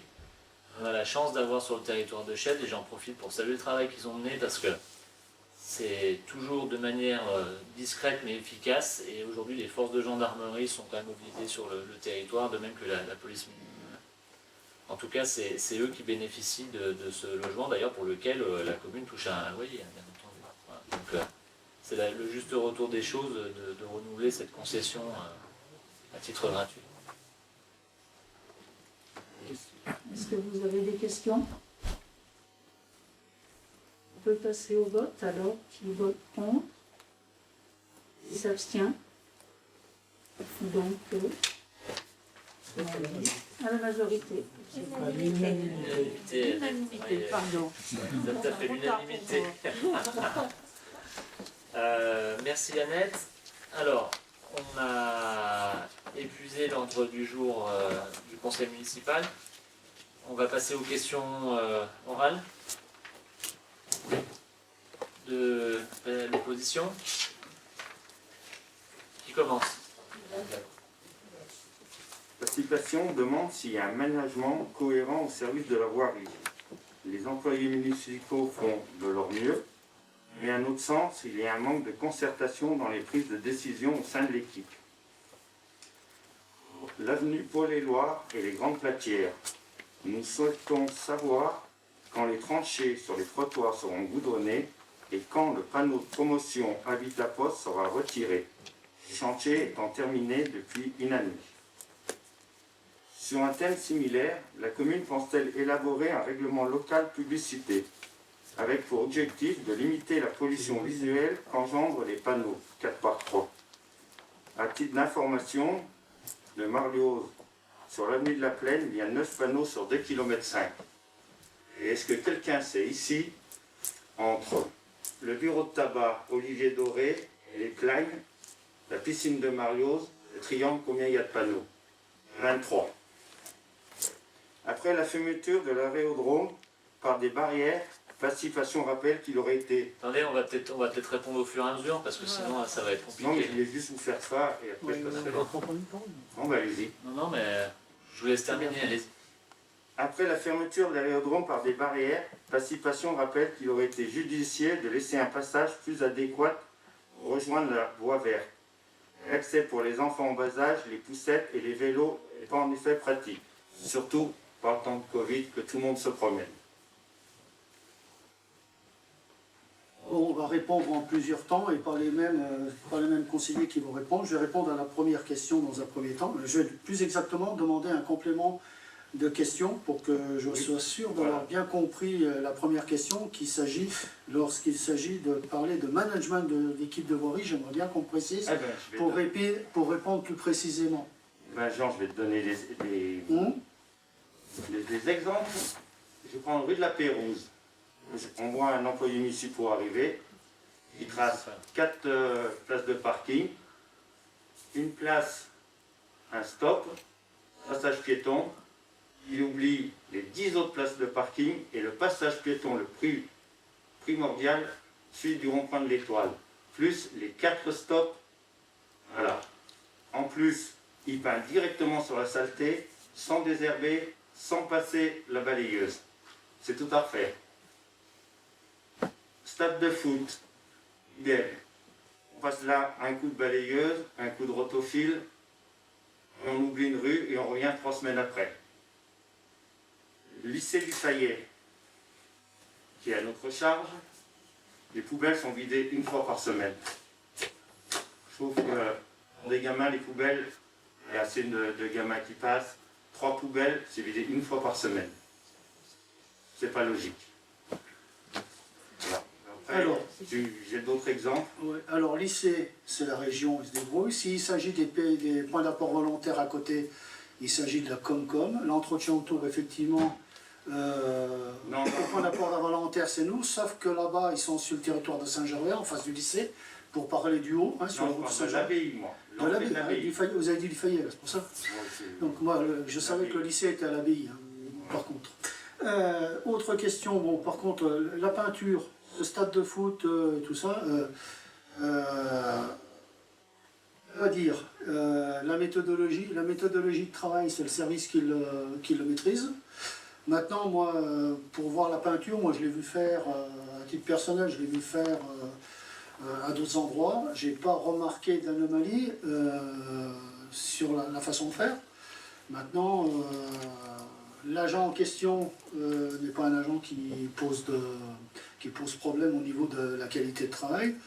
C'est un petit peu... Enfin, moi, je trouve un petit peu embêtant qu'on mette en cause des services comme ça, hein, d'une manière... J'ai pas dit que c'était l'agent. Non, bah oui, mais bon, c'est lui qui fait la peinture. Vous avez dit, il fait de la peinture sur de la saleté sans passer... On lui a peut-être dit le matin, dépêche-toi de faire ça. Ouais, c'est ça. Voilà. Les gens, il y a des chefs inconscients qui demandent de peindre sur la poussière. Non, faut pas exagérer. Bah, c'est fait. Hein, En tout cas, quand vous parlez de management dans votre question, vous devez savoir que ce n'est pas les élus qui managent ou qui sont responsables. Hein. Donc les élus aujourd'hui, ils travaillent avec les services, et les gens qui animent les équipes et qui dirigent les équipes, ce sont des agents et des cadres. Alors, moi j'entends, hein, il peut y avoir des remarques de fait.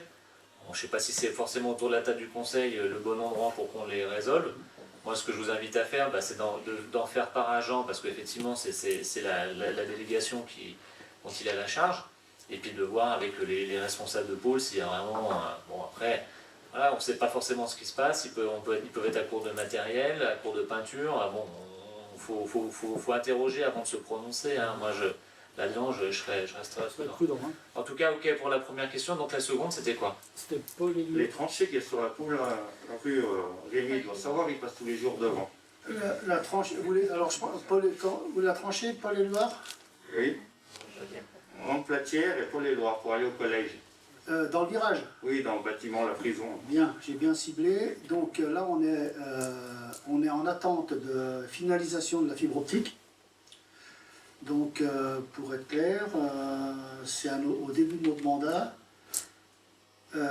sachant ces éléments-là, qu'on a arrêté le passage de l'enrobé pour ne pas faire et défaire.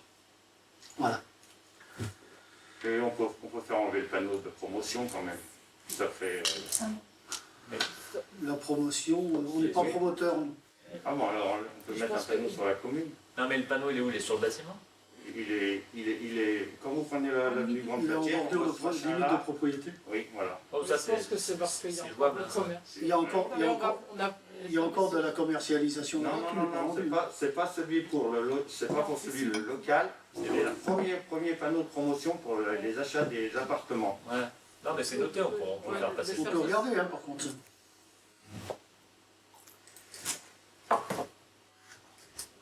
Après, panneaux publicitaires. Les panneaux publicitaires, je vais laisser le maire répondre. Tu veux parler? Bon, les panneaux publicitaires, on est bien d'accord avec vous, c'est un mal. Et à passer, on est quand même, vu l'étendue de la commune et puis les axes importants qui y passent, c'est vrai qu'on hérite là d'un patrimoine dont on serait bien passé quelque part. Donc là, on a voté un PLU l'année dernière, comme je le rappelais tout à l'heure. Et il y a des réglementations où on peut aller au-delà. Moi, je suis assez pour, je vous dis franchement, hein, pour limiter l'affichage. Alors après, il faut voir, comme vous l'aviez dit, hein, il y a une vingtaine de panneaux, il faut voir si c'est sur des terrains privés ou pas. Il faut qu'on mette en phase nos documents d'urbanisme avec ce qu'on engagera. Alors avant, il y avait des LPP AUP, hein, des zones spécifiques à publicité restreinte. Alors les acronymes ont dû changer, les procédures aussi. Mais bon, dans le code de l'urbanisme, on a des outils aujourd'hui pour agir là-dessus. Moi, je suis assez d'accord, de même que la sortie d'autoroute. C'est un autre âge, hein, tout ça, c'est les années 80. On peut faire autrement là-dessus. Je pense qu'il y aura un beau travail à engager au niveau de l'urbain. Moi, ça ne me pose aucun problème. Parce qu'il me semble, dans la loi Grenelle de 2010, 12 juillet 2010, les communes devaient se mettre en conformité en juillet 2020. Ouais, c'est possible. Et le préfet, je me souviens, je ne sais pas si vous étiez là, monsieur Carin, mais il y a eu un rappel à l'ordre de 2 préfets en arrière sur ça, et pour remettre un peu les communes devant leurs responsabilités. Mais moi, je suis d'accord, il faut qu'on note la chose, et c'est bon, on n'était pas sur ce type de projet-là, mais il faut regarder ce qu'on peut faire. Je pense qu'il y a du travail et tout le monde s'en portera mieux. Bien, merci, je note. Pour la dernière question, voie verte, je pense que vous pensez de la voie verte pour l'aérodrome. Le passage, la voie verte qui passe devant Baptistock, tout ça. Passe le long de la voie ferrée, au rond-point de chez Morel, là. Le petit passage, et là ils ont fermé, ils ont laissé. On prend le gars de la voirie ou un gars, ça lui dure 1 heure, il a fait un petit truc plat. Ah, c'est pas lié à la. Moi j'ai compris qu'il s'agissait de la position des barrières. Les barrières, mais les personnes un peu âgées, il y a des gros cailloux, il y a des trucs, moi j'y passe tous les jours, c'est pour ça que j'ai vu. On peut regarder. Voilà. Donc, on peut regarder, moi j'avais compris qu'il s'agissait. Pour les passerants. J'avais compris que c'était lié à la pose des barrières quand on descendait. Voilà. Non, c'est juste à côté. Bon, regarde, c'est pas un souci. C'est pour ça que j'ai pas vu. Faire un tour à pied, vous allez voir. Oui, pas de problème. Pendant votre campagne, votre équipe Réussir pour Passy a envisagé de rejoindre le label Flocon Vert. Qu'en est-il? Pensez-vous rejoindre le label Marianne? Celui-ci reconnaît la qualité de l'excellence des services d'accueil rendus par une collectivité. Il valorise le travail des agents et propose des pistes pour l'amélioration de l'accueil des usagers. Passy Passion demande à Monsieur le maire si les représentants du Grand Massif vont être conviés à une réunion au sujet de Flaine, afin de défendre les intérêts de Passy, comme cela était stipulé dans votre programme électoral. L'association Louptiou, périscolaire des écoles de Marios, va déménager en début d'année dans l'ancienne cantine scolaire de Passiflore. Aujourd'hui, l'association est hébergée dans un Algeco avec un terrain de jeu. Et nous aimerions savoir si ce terrain va continuer et être mis à la disposition des enfants dans le cadre périscolaire. En effet, il nous semble important que les enfants puissent continuer d'avoir la possibilité de jouer en extérieur.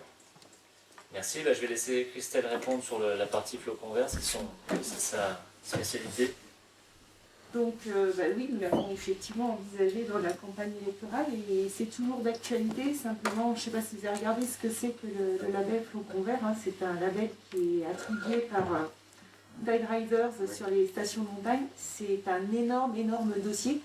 Donc en 4 mois, là, autant vous dire que c'est beaucoup de réunions aussi. Donc actuellement, entre la période Covid, les débuts, les vacances, mais il n'y a pas de souci, 2021 sera l'année du lancement, on verra ça et ce sera effectivement un travail d'équipe et vous serez aussi associés de toute façon. Voilà. Donc, mais on n'a pas laissé tomber ce label, c'était vraiment pour nous, c'est un label hein, où notre but c'est pas d'obtenir uniquement le label, c'est avant tout d'identifier les points d'amélioration que l'on peut avoir sur la commune grâce à ce label en fait. Sur la Marianne d'Or, c'est la Marianne, je dis aussi la Marianne d'Or. La Marianne d'Or, ça c'est facile de l'avoir, donc on ne souhaite pas l'avoir. Et pour la Marianne, c'est une labellisation au niveau des services publics. Alors pareil, c'est vrai que ce n'est pas quelque chose qu'on avait fixé pour le moment, on verra dans un second temps, c'est pas la priorité. Vaut mieux d'abord finaliser une première labellisation, puis on verra la suite après, mais bon. On n'avait pas forcément ambitionné. Pardon ? C'est un engagement fort des équipes, c'est pas. Je pense pas que ce soit. Oui, c'est pas. Alors bon, comme le Flocon Vert, hein, c'est un travail de fond. Hein. Il y a des labels, hein, c'est commercial, on ne va pas se le cacher, dans n'importe quel domaine. Là, sur le label Marianne, c'est vraiment sur la qualité du service public. Hein, pour ceux qui ne connaissent pas forcément, la qualité du service délivré, moi je pense qu'on peut tout à fait y postuler, mais ça ne sera pas dans le début du mandat. Je pense qu'on regardera ça un peu plus tard. Voilà. Pour le Grand Massif. Alors, Grand Massif, oui. Alors, le Grand Massif, je ne sais pas si on l'avait mis dans le programme électoral, on en avait parlé, c'est sûr. Ouais, c'est vrai que vous disiez que ça ne servait à rien qu'on en parle d'ailleurs, de mémoire avec vos colistiers. Vous pensez qu'il n'y avait rien à gagner là-haut. Donc, effectivement. C'est pour ça qu'on pose la question. Ouais.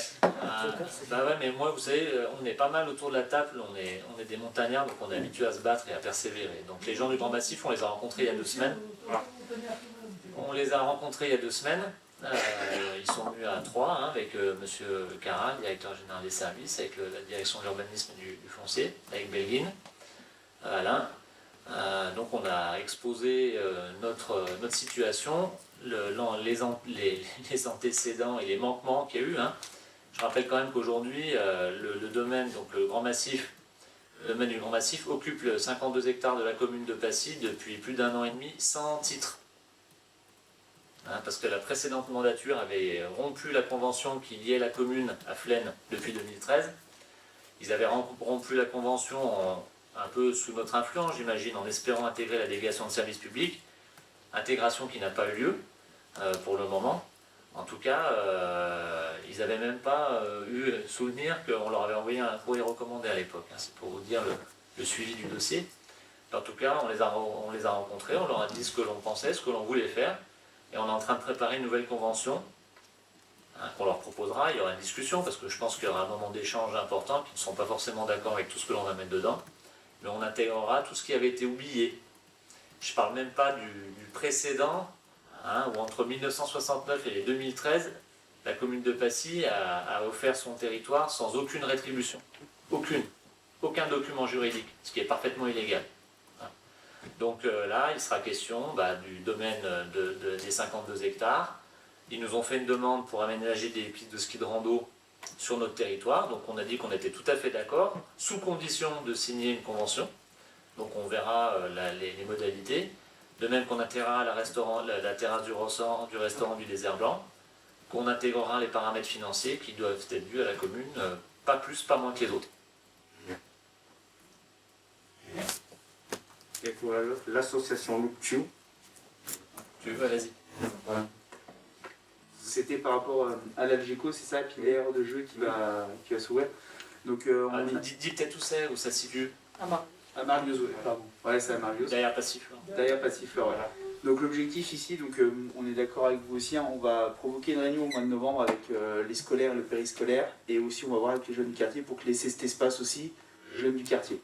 La volonté aujourd'hui, c'est qu'on n'a pas, il n'y a pas de décision qui a été prise parce qu'on attend vraiment de rencontrer les personnes sur place pour qu'est-ce qu'on peut faire. Et oui, c'est ouvert à laisser cet espace en aire de jeu, quartier entre autres. À voir comment on l'aménage maintenant. Et puis on verra avec l'association par rapport à leurs besoins, parce qu'aujourd'hui le préfabriqué, il n'a pas vocation à rester là de manière éternelle. Donc c'est surtout voir avec eux au préalable, mais en tout cas on a bien envie que ce terrain serve alors à la fois aux écoles, mais pas que. Il y a aussi des utilisateurs derrière.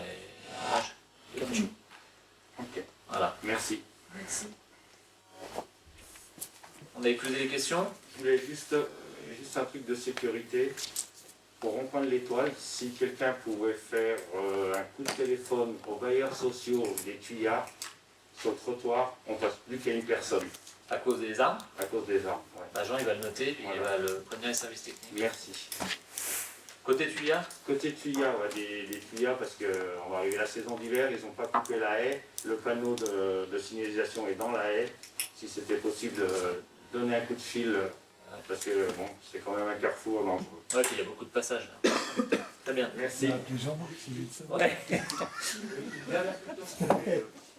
Ce matin, je m'ai posé des caméras sur la rue de la Pérouse, sur le Place Blanc, et c'est pour un comptage. Alors, c'est des caméras tout à fait particulières. Nous avons lancé dans le quartier, j'allais dire, tout autour de la circulation de la Ravoir, nous avons lancé un comptage, effectivement, donc qui se présente sous plusieurs formes, c'est-à-dire que ce n'est pas simple.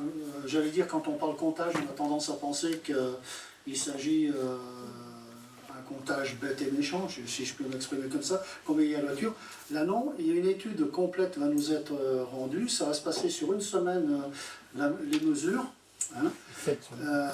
Il y aura un rendu qui fera une analyse du temps de parcours, par exemple, d'entrée et sortie, ceux qui restent sur le territoire, ceux qui sortent le matin, j'en sais rien, quel type de véhicule, accessoirement la vitesse, sans préciser, ce sont des caméras qui sont agréées par la CNIL, c'est pas un flicage, c'est pas un radar. Voilà, donc non, c'est pour les inquiétudes, parce que j'ai déjà eu le retour dès ce matin, alors qu'elles ont été posées hier après-midi. J'ai déjà eu, même en famille, j'ai vu des remarques. Voilà, donc,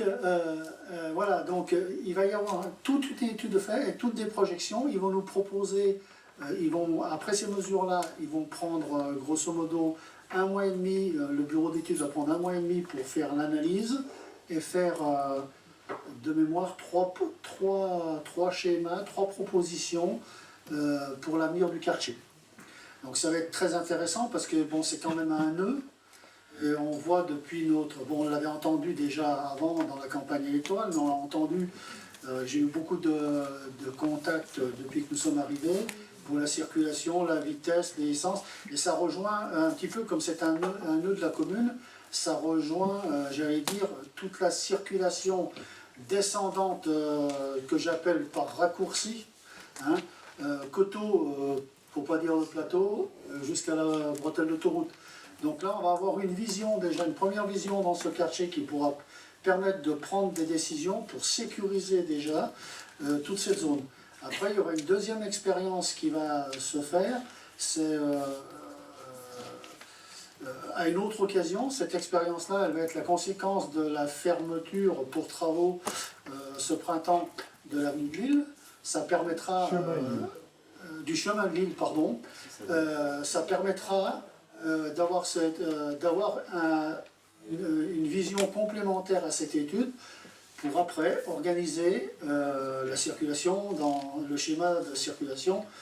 Et je rappelle que ça, comme c'est un nœud, ça va nous aider, y compris pour le coteau, parce qu'on remarque par exemple que les gens descendent du plateau par Maffray, le Perret, repassent par les Remondins, chemin de la Tour, le circuit on connaît, rattrapent la Chape et descendent jusqu'à l'autoroute par là. Donc ça va tenir, ça va intéresser tout le coteau.